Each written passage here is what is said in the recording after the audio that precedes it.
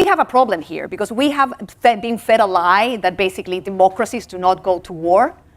And the oldest democracy in the world, it is the United States, is basically the biggest warmongering power ever.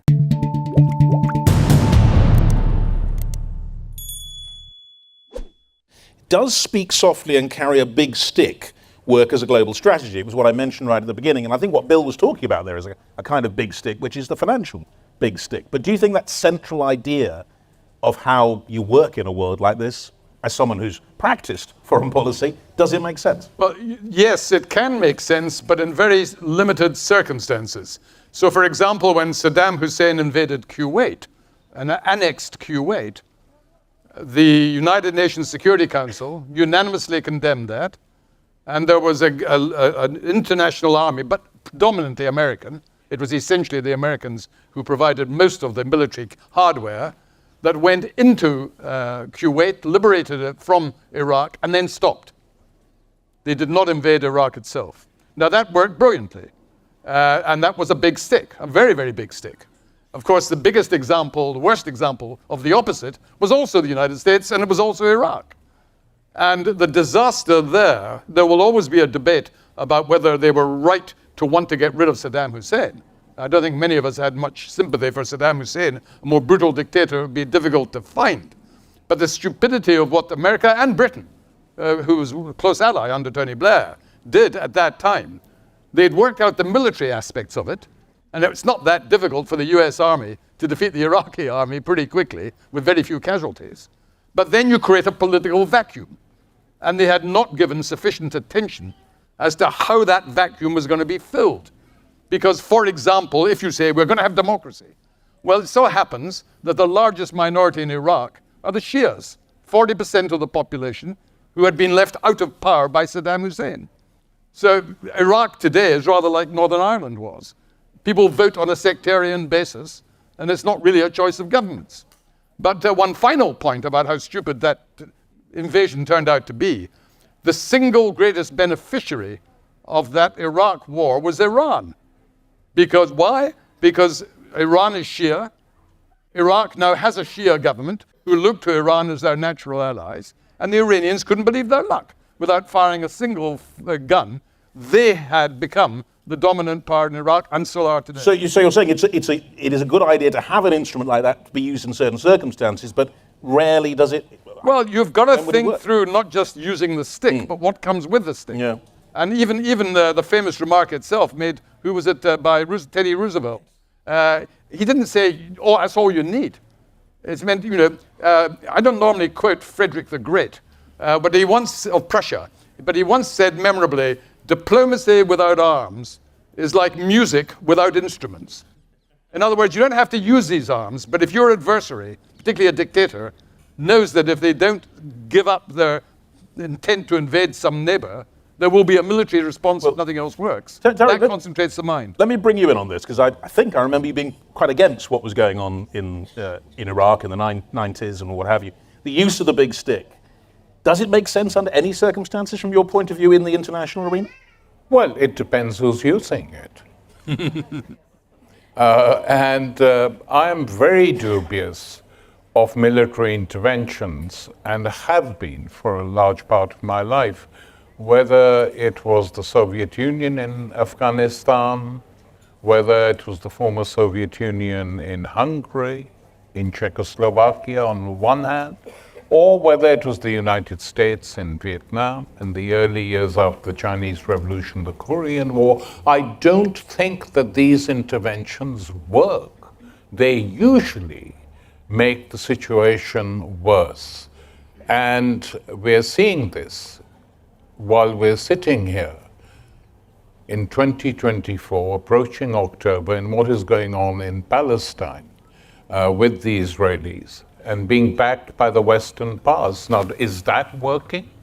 Some people might argue it is. I don't think it is. And as to quote another Prussian, after the Second World War, he said the lesson we have learned from the Second World War is that you can triumph yourself to death. Ourselves to death. All right, well, triumph then. I mean, let me bring this back to you, Camila, in this, because you were talking earlier about the idea of perhaps a group of independent states, small states working together. But would something like a big stick be an instrument of international policing that would be part of what they could do, getting together to do it, perhaps, rather than a hegemon? Yeah, I don't think big stick ever works. I'm with Tariq here. It depends who uses it against whom you use it. As a representative of the global South here, Latin America, in which the U.S. has financed and orchestrated coups and interventions and sanctions, and we are very aware that this power against the bad guys is used arbitrarily. And of course, Nixon was the famous, spokesman of this, and he argued that we needed to make the economy scream in Chile in order to kind of take the socialist president down. And of course, this has happened all over the world, in Africa and Latin America, and is always a policy that is based on U.S. power or oligarchic power in a way. That is, the companies that are investing in these countries need more security or need more oil or need more transport, and they ask for the backing of their own countries to do this. So of course, this is not something that is good for the people in general. I want to say something about democracies and autocracies. We have a problem here because we have been fed a lie that basically democracies do not go to war. And the oldest democracy in the world, it is the United States, is basically the biggest warmongering power ever. So we need to kind of move away from that. Democracies, representative governments do not work for the people. If we were consulted, if we wanted to invade Iraq, I would say we would have said no. But the representative institutions that are co-opted by oligarchic powers and are fed, are funded basically by the military industry everywhere, they are the ones pushing for war. So I think that needs to be kind of cleared, be made clear, and an alliance needs to be of free republics, and we need to kind of put a higher standard of what that means. And I think we need to give people power. Because if we are able to decide if, as a country, we want to go to war or go into an illegal invasion, I think the probabilities that we are actually going to war are very low.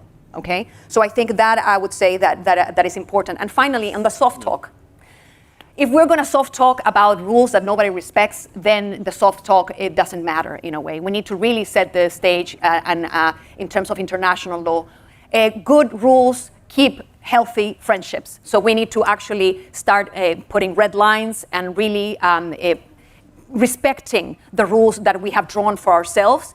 And that is connected with the international community. So when I was working at the UN in the early 2000s, there was all this talk about R2P, the responsibility to protect after Rwanda.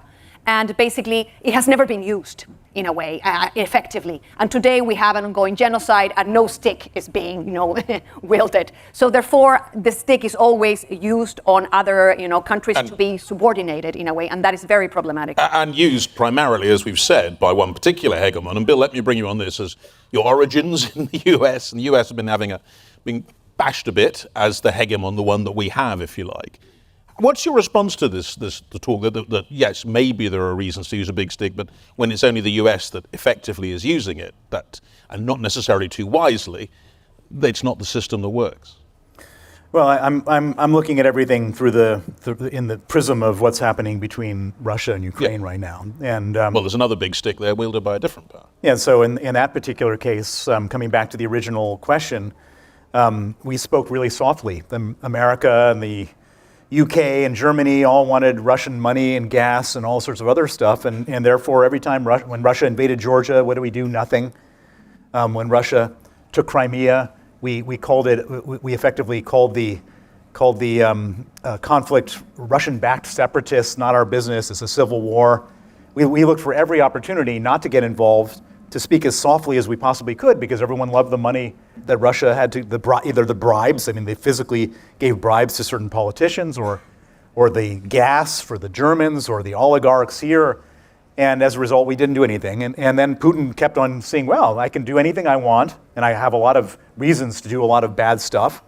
And I'm going to just do whatever I want, because there's not going to be any consequence, because these Westerners are so venal, they're so money-oriented, that they're not going to do anything.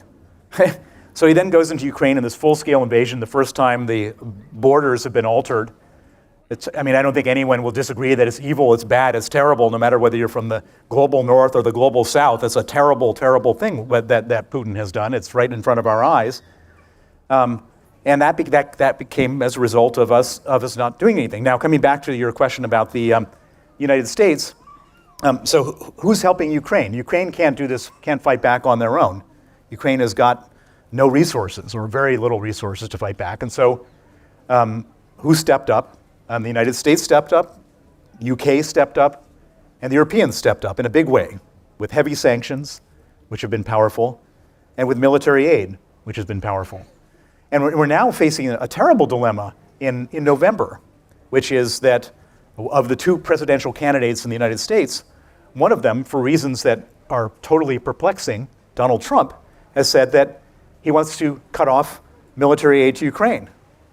And so this is a great example.